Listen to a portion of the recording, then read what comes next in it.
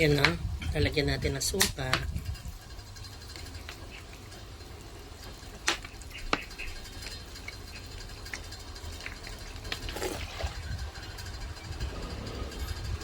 Asin.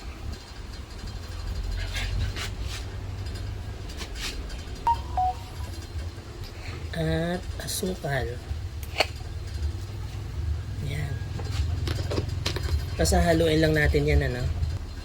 Lagyan din natin ng paminta. Konti lang, no?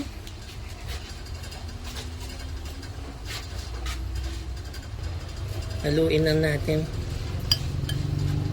Lalagyan natin ito sa container. I-shake natin para mas lalo mag-blend yung mga lagyan natin ano, no? Pampalasa. Okay? Ganda, oh.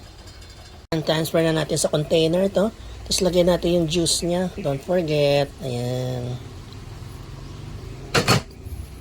Tapos takpan na natin.